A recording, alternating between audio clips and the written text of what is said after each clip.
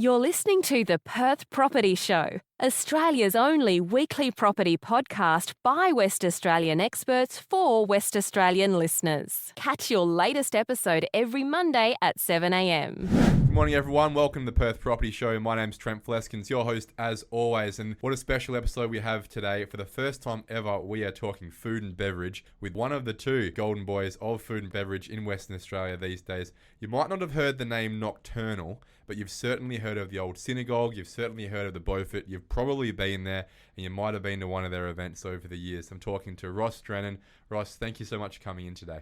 Oh, Trent, thanks for having me. It's been a long time coming talking about food and beverage, but there's really only one person we can talk to in Perth about success in this space over the last few years, especially with all the risk, all of the hard times that the industry has had even before COVID. Beaufort Street, Leederville, Subiaco, it's been quiet for a while. You guys seem to have the magic sauce to have figured out how to attract people for weeks in advance. Obviously, it didn't just start with a decision to start a pub in Fremantle. Your story goes way back earlier than that. What was life like as a kid for you? You got a bit of an accent. You're a Perth boy? No, well, I was born in South Africa, but I moved over here when I was 13, so I went to high school over here. That's actually where I met my business partner, Drew, playing cricket for a cricket club south of the river, Riverton Rostrata, junior cricket club. Still playing?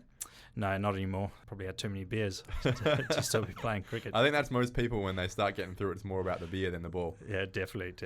No, I still enjoy playing a bit of sport. We're playing a bit of golf now. You go to Ross Moynihan School then? I did, yeah. There you go. Yeah, so, south of the river boy. It's been a interesting journey for us, like you said, a bit of a roller coaster over the last few years since we started in the pub game. But yeah, going back to the start, well, grew up in South Africa. Father had a recording studio. Mother was a fashion designer. Moved over here. They decided to give myself and my younger sister a better chance, I guess, possibly a better life over in Australia, which we're very grateful for. Moving over here, yeah, look, it's been a great place to live. This is home. If I'm in South Africa, they think I'm Australian, and if I'm in Australia they still notice my accent and think I'm South African. No, this is home now. You didn't start off in F&B, did you? No, didn't. So started off, always liked business, went through school, went to uni, accounting finance, got an internship with Grant Thornton, enjoyed it, but probably realised that being stuck in an office and just doing accounting wasn't quite right for me. I had an uncle who had a valuation business back in South Africa, so I went over there, a little bit of work experience, just seeing what he did, enjoyed how he got out, saw some incredible properties, and I thought, this could be an interesting career path. So, well, you're out of the office, a place like South Africa, the beautiful vistas, I'm assuming some of the fantastic properties, large format properties as well. And a chance to just be amongst the nature there would have been fantastic. The one property which just sticks out to me is valuing this huge sugarcane farm for a multinational. And driving all over this farm and hearing them talk about the utility of the land and all the different challenges they had farming it and how long it had been in this company. And it was interesting stuff, even though I didn't have the faintest idea anything about sugarcane. Yeah. But I just thought it was fascinating that as a job, he could have to learn that, figure out how to value it. Yeah, came back to Perth, changed the degree, still followed through with the accounting side, but pivoted to do property as well. Fortunately, through another family connection here, they put me on to a company called Yagan National Valuers, a valuation firm, commercial work. Went in there for an interview. They said they'd give me a job while I was still at uni as a trainee valuer. Always helpful to get that experience, isn't it? It was brilliant. Working for a firm like that just opened my eyes up to all sorts of different types of property. I've done industrial valuation, I've done commercial valuations, residential. Many pubs? I didn't do too many pubs, everything in between. Towards the end of my career, I was doing aged care and retirement villages. My mentor was a guy called Tim Anderson, who's still a valuer there. They're now called PVA. I'm assuming, though, that was your day job. That was my day job. But you had a hobby on the side? Yeah, so look, it all happened. So Drew, my business partner, he was an engineer, both finishing uni at similar times, went out, he got a job at Wood and Grieve. And then both of us starting our careers out, and then the GFC hit. I was on a commission basis, so I qualified as the GFC hit, and it was sort of like sitting around quite a lot. And we're not the sort of people who sit around on our hands doing nothing. So back in the uni days, we ran a few fundraising events mainly for actually the UWA Golf Club actually ran some fundraising events to send everyone over to uni games. Bit of alcohol involved? There was definitely some alcohol involved. Yeah, some good fun, some good nights there. But I suppose that sort of whet the appetite a little bit to running events. And then we were discussing that everyone does New Year's Day events in Perth back then, but there was very little to do on New Year's Eve. So we thought, well, why don't we actually just hold an event for friends of friends. We thought, we'd probably get 400 or 500 people if it went well. Well, that's still a pretty big party, Ross. A decent party. And yeah, we approached Matilda Bay foreshore near UWA, which was adjoining. We held one of our fundraisers at the rowing club there. Yeah, we thought, this is a great venue. New Year's Eve in Perth never rains, always nice and warm, outdoor beautiful venue. Vista of the water, it'd be great. Yeah, so it all started coming together. Like I said, 400 or 500 people was the goal. It wasn't really about making money. It was just like, this is how much we're willing to risk each. It should break even. Let's have a big party. This would be fun. Yeah. And then word just got out, and next thing we sold 1,000 tickets. It was completely sold out, and we had a big event to organise. And whilst we had full-time jobs, but fortunately, we had a bit of time, and I think that's where the name Nokturnl sort of came about, because we were like, well, we're going to have to work in the evenings to get things done, and that's sort of where Nokturnl came from. And what year was this? This was 2010. So we're 12 years back here, and this is your first event where you're actually putting your balls on the line financially, and you sell out. That's a pretty good start, isn't it? Yeah, it was brilliant. Yeah, the day came, everyone came down, awesome evening. The weather was brilliant, and people were having such a good time. We were running the bars ourselves. We didn't outsource anything. It was pretty funny. At one point in the evening, we ran out of change in the bars, so we just said, that's it. Everything's just $5. Yeah. We know a beer cost about $3, so if it's $5, we're making money still. But everyone who attended thought this was just Christmas, getting cheap beers and having a great time. And the event went really, really well. And then, from there, it grew to 4,500 sold out in record time the next year, and sort of sat around that as a maximum capacity given the venues we had. And ran for 11, 12 years. We stopped that event just with COVID. That wasn't the only event you were running though? No, and then things really changed for us when we got into Oktoberfest. We started off first year Oktoberfest, we did a joint venture with the Curtin Student Guild, and we ran it in Supreme Court Gardens. Yeah, the event itself ran pretty well, but it lost money first year. And what do you think happened? What did you get wrong? Events are really tough the first year.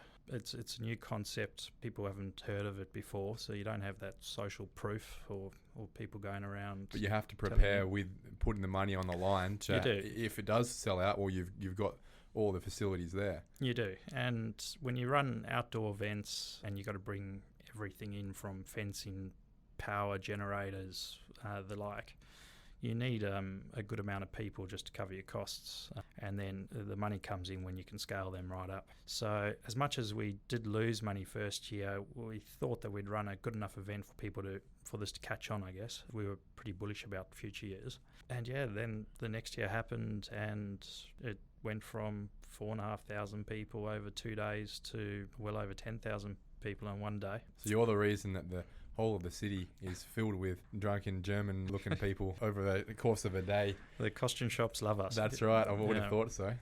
But and then so that went really well. And then we decided to take the plunge and try and expand that event over east. And that's when our business went to the next level, when we started running events in Melbourne, Sydney, Adelaide. It takes a pretty brave person with, I assume, minimal connections over east, minimal understanding of where and who your market is, other than the general demographics, minimal understanding of who you're going to rent the space from, who you're going to rent the facilities from, how you're going to market it. It's pretty ballsy, Ross. Yeah, look, it was scary at times, not knowing anyone over there, so not having that base of people you have. That groundswell of people who go, let's go to this event because we're mates. Yeah, so from that side, it was difficult, but we kept telling ourselves we're in the same country. I'm pretty sure people in Melbourne and Sydney like a drink as much as we do. For some reason, there's no big Oktoberfest over there either. So why don't we give it a go? And we took the blueprint over here. We knew we had to speak to the councils, we had to speak to the police, we had to speak to licensing. The suppliers were pretty much the same across the country, so that was straightforward. Yeah, we just went through the processes, and every single place is different. You learn that, and I suppose we'll get to planning issues later, but like planning, every council is different. They have their little things they really pick on or their own interested forms in, and all those sort of things. Yep.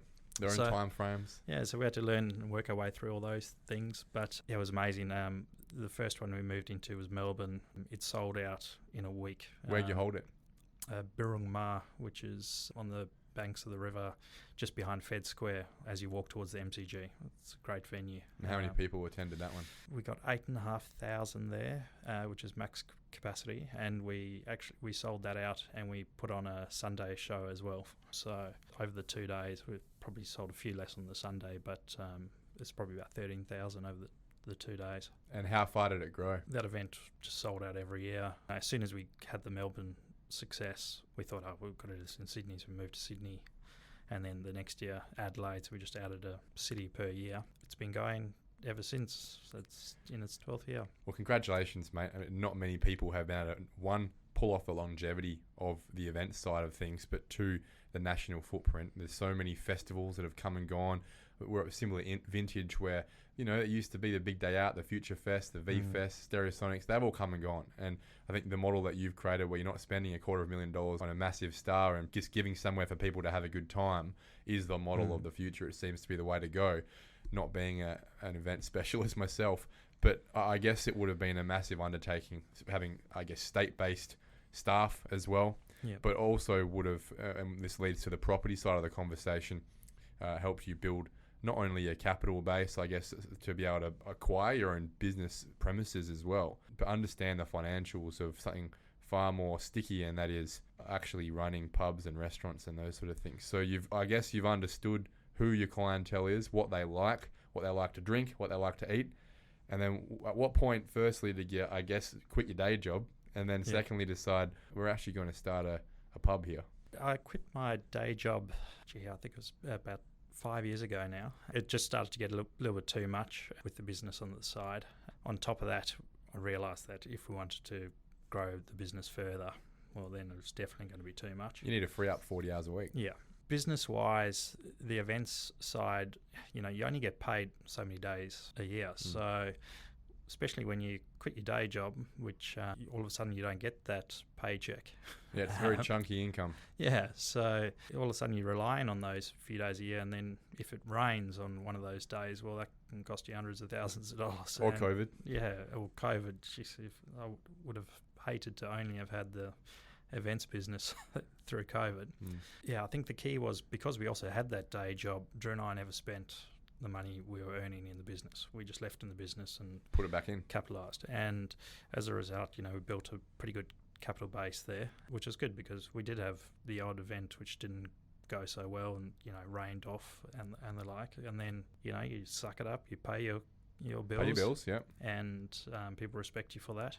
Then coming out of that, well, this capital did continue to build up. A couple of years, say, before the old Synagogue came along, Drew and I had probably been asked the question, would you ever get into bricks and mortar? The answer was always no. And we look around, times are pretty tough in hospitality. Well, let's talk about it. Mount Lawley, Beaufort Street, you've got Oxford Street. So Drew and I actually, we bought a house together when we moved out of home, and in 2013 we had a little batch pad in West Leaderville. The second we moved in there, we just watched Subiaco just go die. from being a place where it was humming to just absolutely died. Obviously the footy left. It was scary times to look at bricks and mortar venues. Obviously we didn't have any real idea on how they operated, but it was evident. Everyone was talking about how it's difficult out there. Retail trading conditions are difficult.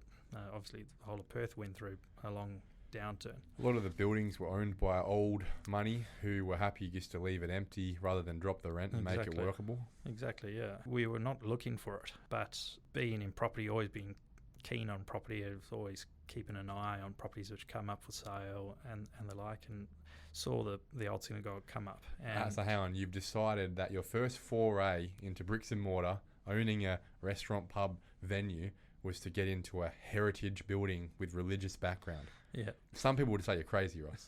No, definitely. Look, I think I'm lucky I've got a business partner who's very keen to have a go at things. Being a valuer, you're probably pretty good at doing a SWOT analysis and figuring out how many reasons why not to do something. But we've got the balance there between us. But yeah, it just was such an interesting building. And running events, we always looked at ways to capture people's imagination, keep them entertained, designing event sites which, you start off with a rectangular piece of grass and you've got to figure out how to design the site to make people walk in different ways just to keep them entertained and not get bored. When we saw that building, we walked around it and down these weird little hidden staircases and the like.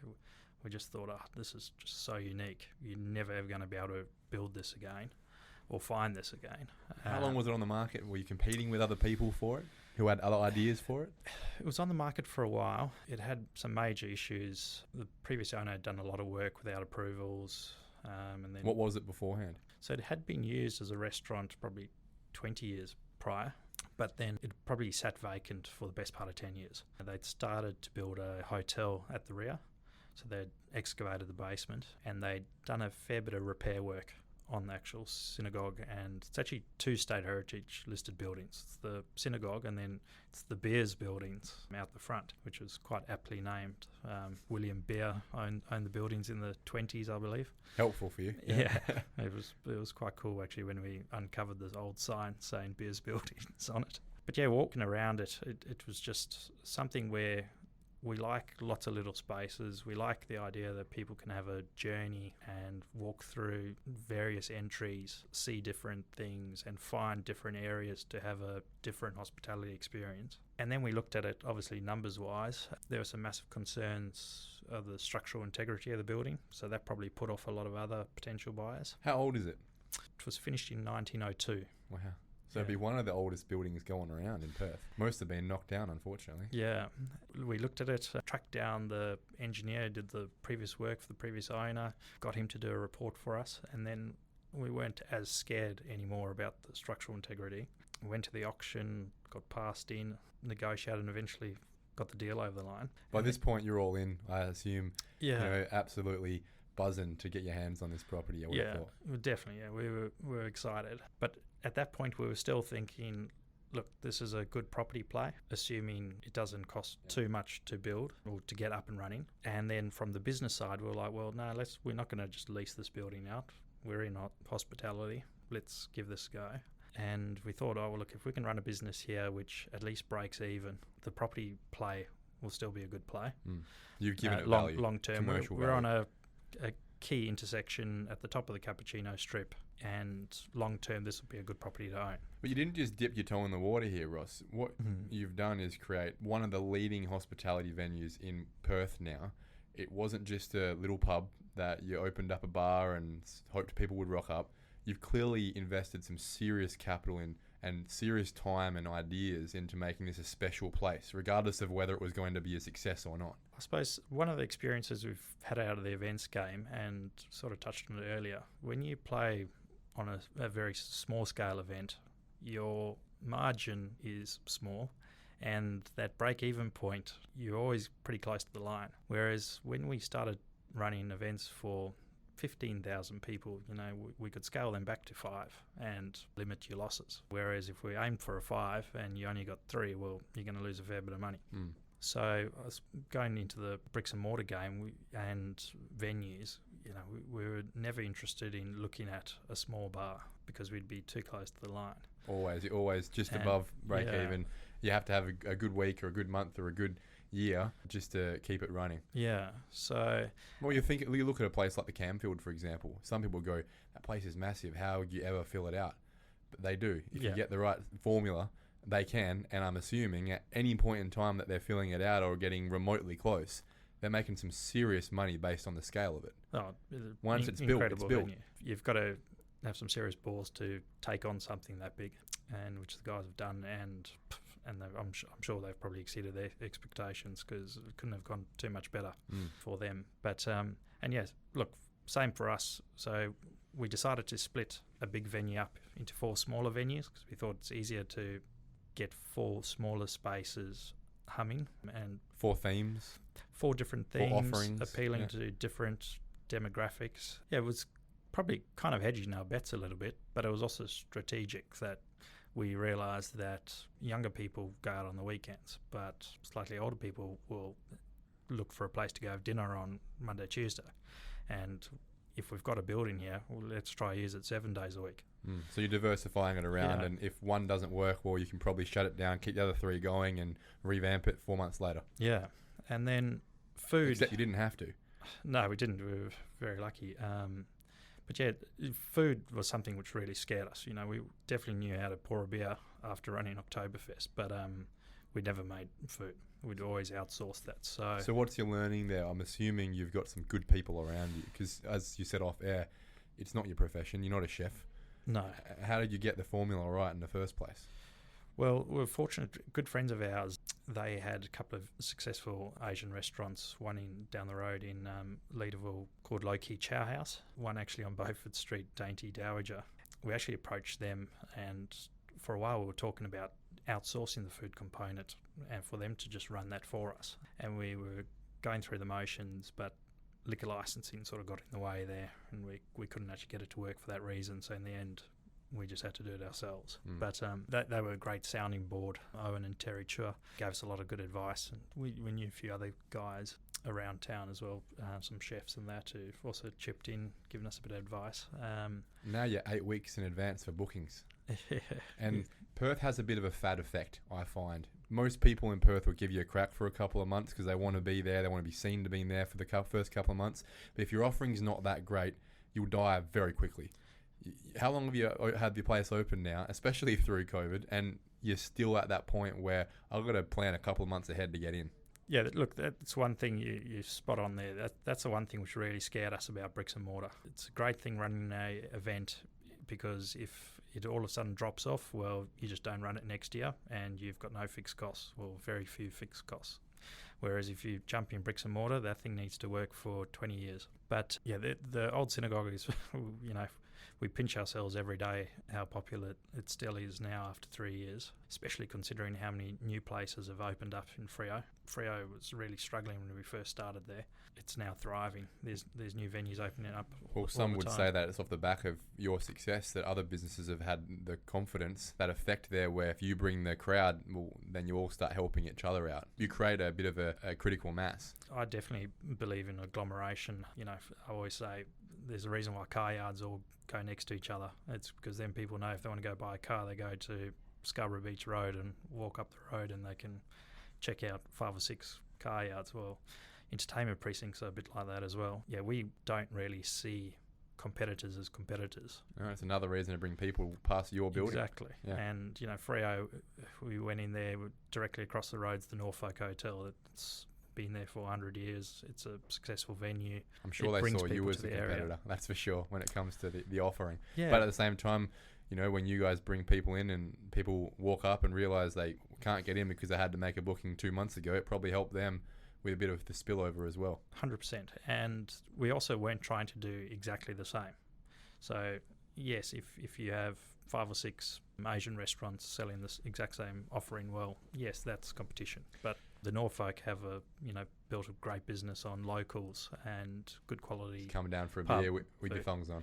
Yeah, whereas we have a modern Asian restaurant, more of a bistro out the front, and out the back a pub, but a slightly newer modern pub out the back. It's not an old historical pub like the Norfolk, so it's a completely different offering. Things are a bit different for you these days, and we'll talk about what these days looks like very soon. You've got the state government and I assume any location absolutely falling over themselves for you guys to be a part of their space. But back then, I'm assuming the planning side of things with the city of Fremantle might have been a little more complicated than you thought. Planning-wise was an interesting one. Having been in property, I've seen plenty of horror stories where people have things come out of left field and end up putting developments on ice, and especially in heritage buildings. Yeah, heritage was obviously a scary thing, but because I guess we had that background. Drew's an engineer as well, so from the engineering side, he was able to ask all the right questions and satisfy ourselves there. I was on the phone straight away before we bought the building to the State Heritage Office, figuring out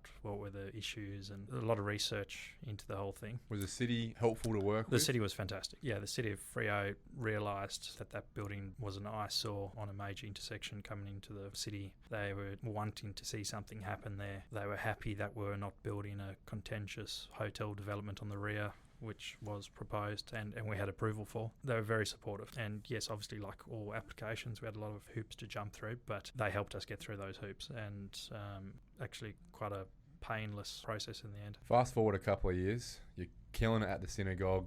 The fanfare around the brand is as big as it can get in Western Australia, I think. You've got a brand there now, and you've applied the same formula as you had in Fremantle to Mount Lawley on a building that has been around for a long time, that was empty and for sale for a long time.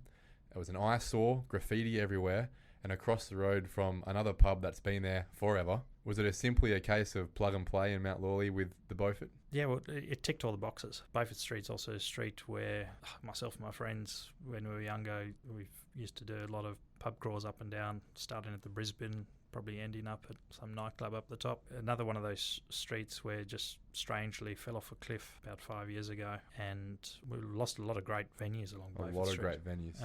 And everyone used to say it was because it was old money holding the venues that were not prepared to drop the rent to support the businesses that were there that were struggling a bit. We've not been in that situation, but... Well, that's the point. It has to you be are noted. not beholden at the Synagogue or at the Beaufort to a landlord. You are the landlord. Yeah, and it's definitely been something which, from the start, we were scared about signing ourselves up in a lease situation. Also, obviously, seeing other people sign leases, and then you run a business which does go well, and then you get a rent review in 5 years' time where they crank the rent on you, and then things drop off a little bit if you're not the flavour of the month anymore. And then all of a sudden, that's when the trouble hits. And that's happened to a lot of guys. Well, you've de-risked yourself in that way by essentially betting on yourself. You're not beholden to that rent, but in order to build another fantastic venue that I was at on the weekend that has the same flavour of little pockets, little quiet places to have a beer or to have food, and you're always exploring the venue. You've spent some significant capital, Ross, on putting this together. Can you talk to that for the listenership? I suppose a lot of things are actually come down to gut feel, and it just felt right. It felt like it was in the right spot. It felt like an opportunity. It was 3 sites next to each other, so we had a significant footprint there. And when you go through all the list of things you're looking for, it just felt right, and it felt something where we were all confident of just going, no, that's it, we'll commit to this and do it properly. The one difference, I guess, with the Beaufort was it wasn't a heritage listed building we were working around. But it was a noticeable building. Most people had been there before. Yeah. There's a car park out the front. You got rid of that. I think for us, looking at it, yes, people knew the Empire Homeware site, loved the furniture store. The local community really wanted to see Beaufort Street thrive. And we thought, look, if we did something which the local community could be proud of, then they would support this. So it was worth us doing this properly. Now, there were some risks involved in building such a purpose-built building. We knew that we had a building which could put a 7-level apartment development on it. Like is being done by Barry Bolton, that's 2 doors down. Exactly. So we knew we had that sort of site, but we were building something out of the picture for a long time anyway. But we wanted to create something unique that will make it stand out for a long time from what other people can do, because there's not too many opportunities like this on major roads. No, very much so. And the point I'm getting to, what I'm working towards, is that I'm not interviewing a hospitality owner here. I'm interviewing a property developer. 2 times now in your track record, you have absolutely smashed it home on some serious property developments, and we're talking serious money as well that most people would never be in the space to be a part of. Most restaurant or pub owners or leaseholders would never be in the space financially to manage. And you've gone and thrown down millions and millions of dollars backing yourself in, not as a developer with a tenant that you hope you can attract from somewhere else, but you are the owner-occupier here, creating an asset that obviously would take a bank to back you in and believe in you as well. Does it get easier, obviously, after the Synagogue to have someone go, yeah, I'll back this in? It definitely gets easier. We've got a great relationship with the NAB, and with a unique building like that, we somehow got them to agree to not have a quantitative surveyor on the job, which was great. Wow. Because I don't know how a quantity surveyor would manage to put a number on what that was going to cost. We entered into a cost plus agreement with the builder. I mean, even that in itself, Yes. both from a residential or commercial basis, it's very rare you get a bank signing off on a cost plus arrangement. Yeah, for us. it is risky. But it's because, one, we wanted to build our buildings quickly. We settled on that building in, I believe it was January, and within 14 months we had the doors open. And you just can't do that if you're looking to get the documentation in place to run a successful tender process for someone and even to find a builder who's going to put their neck on the line. Well, every month that you delay, you're behind the 8 ball on interest payments.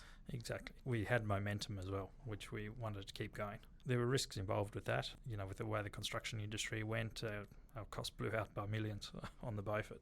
But we made the decision to keep going and to keep spending the money because we were confident in the building. And has it been worth it? It has definitely been worth it, yeah. It's been fantastic. It's actually once again gone far better than, I suppose, you run your worst case, your expected and your hopeful scenarios, and that's exceeded all of those. So we're very happy. Do you think that it is a lack of competition in that space? Do you think it is you've got the magic sauce, the secret formula?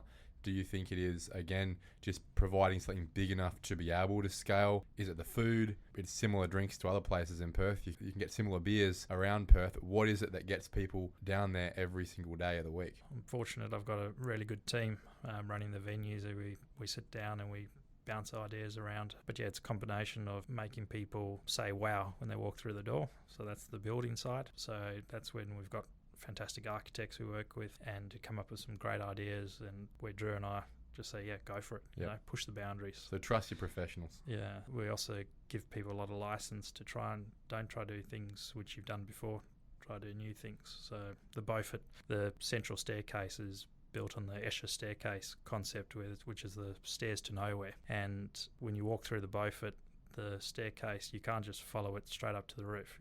It stops at first level, then you've got to go find where it starts again. It's a bit of a rabbit warren. Exactly. Obviously on purpose. And we did that It's sort of like the IKEA system where you have to look around the whole place before you get to where you want to be to. Exactly. And it makes people explore, makes people think this is a bit different. Sort of things like that all came together from the building side. And then from a food and beverage offering, well, people in Perth now are quite discerning. People understand food a lot more now. So we knew we had to have a great offering. So we're willing to pay top dollar for a great head chef. We searched the whole country and we found a guy, Sundu Kim, who's from the Lucas Group over in Melbourne. I don't know if you know the restaurant Chin Chin over there. They've started that.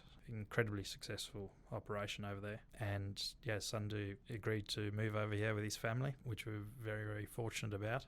It was actually a whole story in itself. We got a phone call from WA Police saying the borders were going to close within a week.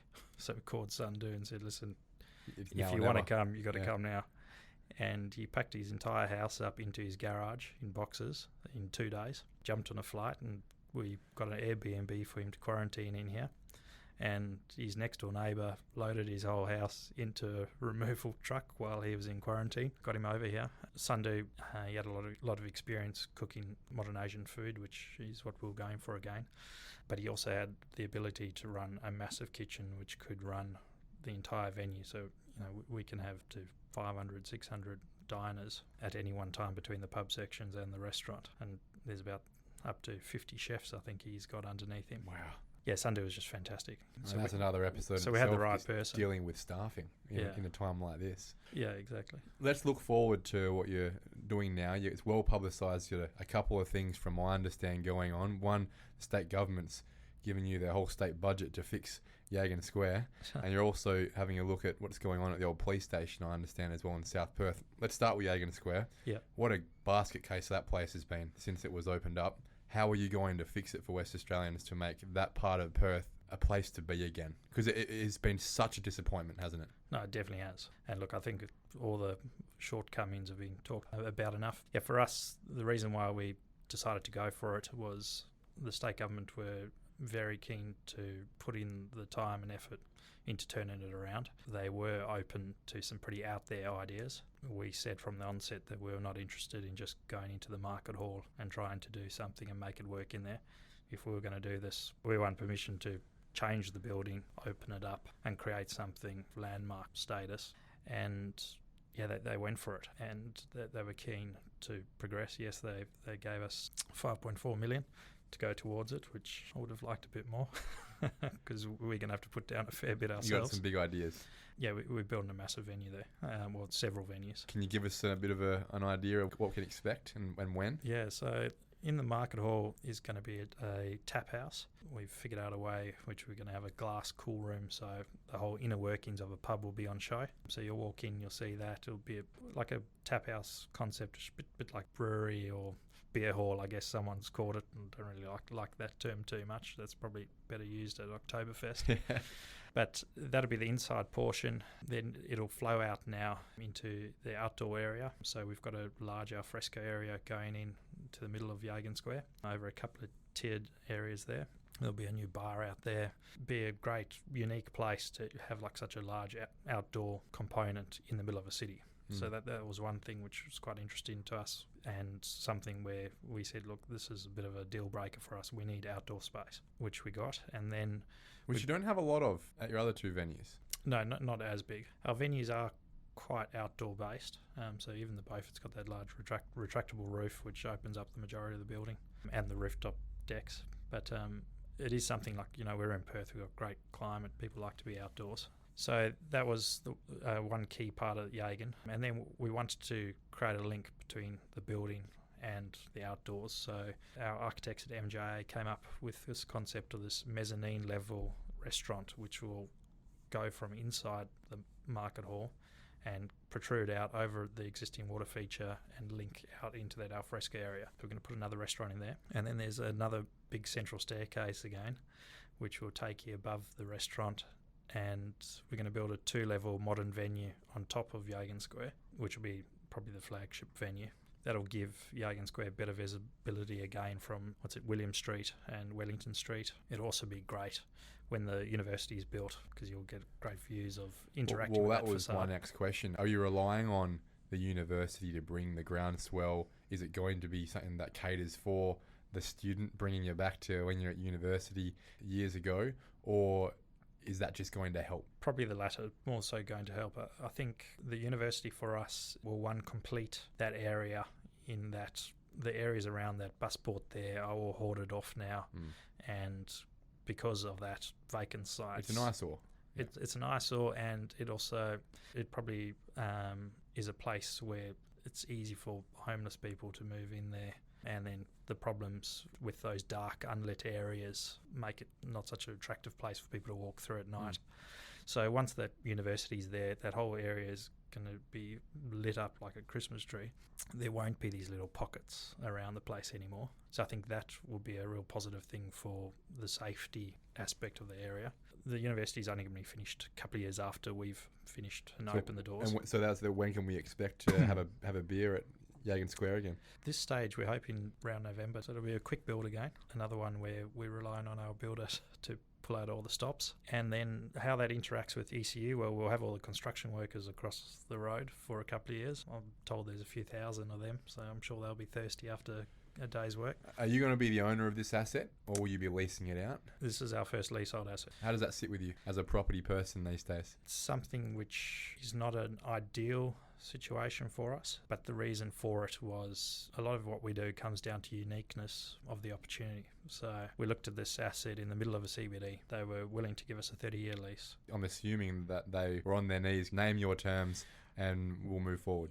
It was a competitive tender process, but what we rather did was we put it on a percentage base turnover rent. So if we do really well, the government gets their money back very quickly. But if it doesn't do that well, we protect it as well to some degree. So there's the upside there if it goes really well, but there's some protections on the downside. So that's what we weighed up, and I think it was a great opportunity for us to, if we could kick a goal and help turn this area around. It must feel good, Ross, to be in a position where everyone is applauding your decision to come in. Everyone is nearly grateful for you guys to come and bring your brand to the middle of the city. I'm assuming the state government, whilst it's a competitive bid, always were hoping you guys would get involved. To be in that position in Western Australia, you must be pinching yourself. Oh, we certainly are pinching ourselves and very grateful. But I suppose at the same time, with that comes a lot of responsibility and expectation that the next one's going to be as good or better than the last one. and we realise you're probably only as good as your last development, and it's going to be hard to kick goals as much as we've hit with the previous two. Well, that's the thing. You're a property person, a property developer these days, and most property developers can get on and do their work with not many people taking a lot of notice. You're in the spotlight with everything you do these days. And the next one you've got on the list, which is obviously, I'm assuming, building towards the timeline of the Civic Heart development as well, is the police station. What's going to happen there? Yeah, so the police station's a bit smaller than the rest, but the police station's extra special in that Drew and I are South Perth locals, so we had a little bit of extra motivation to create a good little local for us as well. Did they tap you on the shoulder? No, we actually approached them. So wow. We've driven past that site for a long time. We both play golf down the road at Royal Perth. I myself not very well, but most people are. That's why I need a beer after golf. Yeah. But once again, heritage listed property was really interesting to us. Civic Heart's just an incredible apartment building, which I'm really looking forward to seeing finished. Well, it creates the critical mass of people, doesn't it? As long as you've got an adequate offering downstairs, you've got enough people upstairs to keep that place busy, surely. Yeah, look, it's got to help. In South Perth, there's just not that many opportunities to build more food and beverage offerings. Again, just like the old Synagogue, just like the Beaufort, just like in Yagan Square as well, you've got a mainstay food and beverage offering across the road from you at the Windsor. Yeah, exactly. Jeez, we've spent a lot of time at the Windsor over the years. Yeah. Drew actually worked at the Windsor, one of his first university jobs, so I used to go in there a bit. It ticks all those boxes again. From that side, it doesn't have the massive upside of the big venues. Of the scale. So it'll be a bit of a slower, longer burn, but what it makes up for then is it doesn't have the opportunity for a lot of competition. For us, pretty hard to create something unique inside an apartment building. Quite often they're quite sanitised, aren't they? Exactly. Quite square, geometric boxes. You're working with a box already, whereas if you've got an outdoor venue and a standalone venue, you've got a bit more flexibility. And the heritage component again. Exactly, yeah. So when is that going to be ready? Could be ready earlier, but we're just going to wait for Civic Heart to be finished. So it's probably looking March, April 24. With a bit of luck, we'll start digging our basement out end of January. Look, there's a lot of excitement there. Before you leave, can I ask anything else possibly on the go? And if an opportunity popped up tomorrow, would there be a place that you'd really like to be operating in terms of precincts in WA? We definitely are looking. Our plans are also to coincide with the opening of South Perth. When we've got the 4 venues, we're going to set up a central head office because our central team now is growing, and we intend to get that head office team big enough to make it easier to keep rolling out new venues. So get some critical mass in your staff as well. Yeah, we're looking at a few other opportunities. At this stage, we're looking for opportunities which are in different catchment areas to the ones that we're already operating. You know, there's been quite a lot of great buildings come up for sale in Fremantle, but we've already got a pretty good asset in Fremantle, so it's a little bit hard to open up another one right on its doorstep. So for us, now it's about driving around Perth, finding different areas, different catchments, seeing if we see any places where we think the local area would support a development, and then finding a plan for a development which will suit that catchment. I'm not going to go build a Beaufort anywhere. It's got to have the right catchment. Well, I reckon somewhere up near Scarborough would be an opportunity for you. There's a lot of people that like going there. There's a couple of pubs doing pretty well around there. If someone wants to sell me a good site in Scarborough, definitely they can have my number. Well, you heard it first, everyone. If you're anywhere up on the northern beaches, where I'm sure there is a big catchment of local beer drinkers and foodies, and you're looking to have the golden goose of, in my words, food and beverage hospitality in Western Australia take over, then give him a call. I'm sure you'll find his number somewhere. Ross Drennan, thank you so much for your story with Drew Flanagan next to you the whole way. Nokturnl has been a fantastic operator when it comes to events, but also now moving into that property space. It's not the usual episode we do, but I've found it to be a fantastic story that so many people would listen all the way through on. We look forward to seeing more venues popping up around WA because bloody hell we need them. Thanks for having me. Appreciate it. Thank you for listening to another episode of the Perth Property Show. If you've only just joined the conversation, you can catch up by heading over to our website, perthpropertyshow.com.au, subscribing to the podcast, or joining our Facebook page. Don't forget to tune in next Monday at 7 a.m. for more expert insights, local analysis, and suburb spotlights. Happy hunting!